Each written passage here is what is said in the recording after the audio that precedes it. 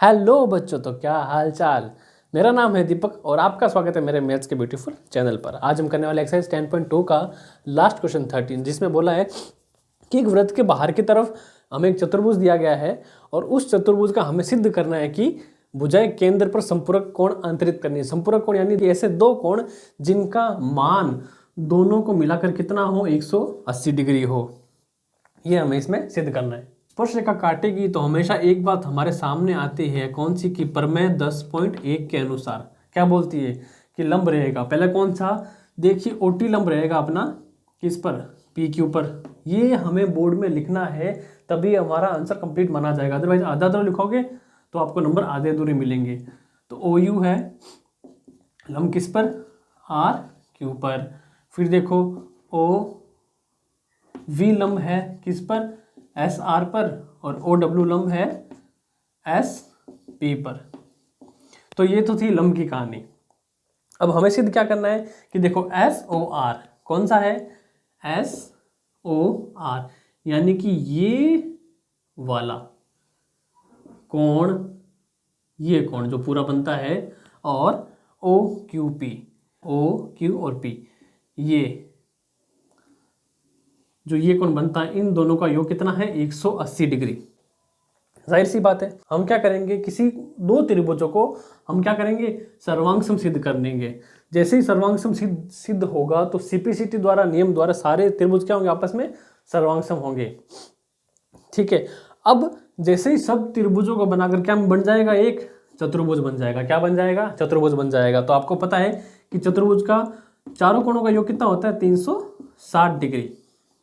बस हमें वही मेथड अपनाना है यहाँ। सबसे पहले देखो कोई भी त्रिभुज ले लेंगे हम, जैसे फर्स्ट वाला ये ले लिया हमने और सेकंड हम ये ले लेंगे। जैसे कि पहला त्रिभुज लिया हमने WOS, क्या लिया, WOS, देखते रहना। व त्रिभुज लिया हमने SOV, क्या लिया त्रिभुज SOV। जो भुजा SO है ना, क्या है, त्रिभुज WOS में SO बराबर होगी किसके, S होगी। क्यों होगी, क्योंकि उभयनिष्ठ भुजा है। क्या है, उभयनिष्ठ भुजा है। WO है, क्या है, WO बराबर होगी VO के। क्या होगी, VO के। क्यों होगी, क्योंकि ये त्रिज्या है। क्या है, त्रिज्या है।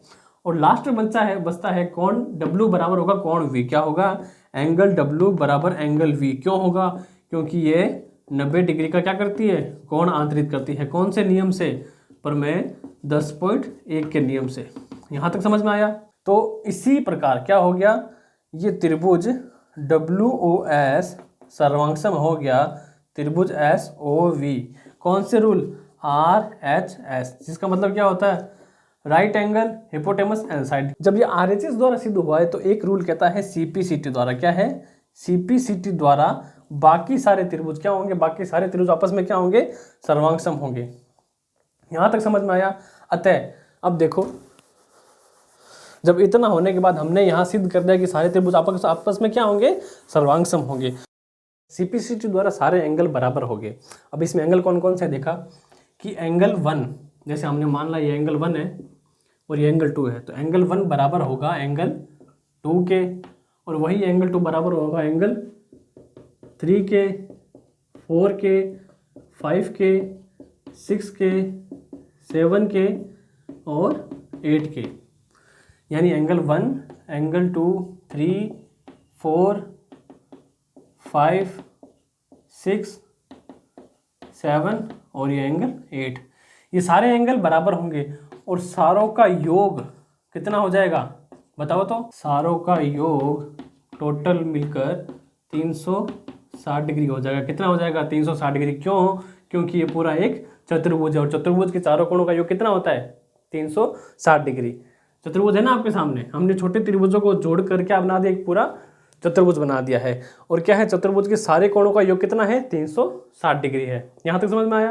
Well and good. देखो, जबकि सारे एंगल आपस में बराबर हैं तो हमें कोई 4 एंगल ऐसे चाहिए जो हमें आपस में बराबर करने हैं। सबसे पहले हमें चाहिए एंगल सेकंड। क्या चाहिए, एंगल सेकंड चाहिए। ठीक है, अब एंगल सेकंड में देखो, सेकंड ईयर एंगल प्लस जो एंगल फर्स्ट है ना, वो भी क्या है, सेकंड के बराबर है। तो क्या मैं एंगल फर्स्ट को एंगल सेकंड लिख सकता हूँ, क्योंकि दोनों बराबर है आपस में, कोई दिक्कत नहीं होगी मेरे को। ठीक है, नेक्स्ट देखो एंगल चाहिए हमें, एंगल थर्ड चाहिए। एंगल थर्ड ये रहा, ठीक है। अगला क्या है एंगल 4, और एंगल 4 भी क्या है 3 के बराबर है। तो क्या मैं इस एंगल 4 को 3 लिख सकता हूँ क्या? बिल्कुल लिख सकता हूँ एंगल 3। अब हमें क्या चाहिए देखो, अब हमें एंगल 6 चाहिए। क्या चाहिए?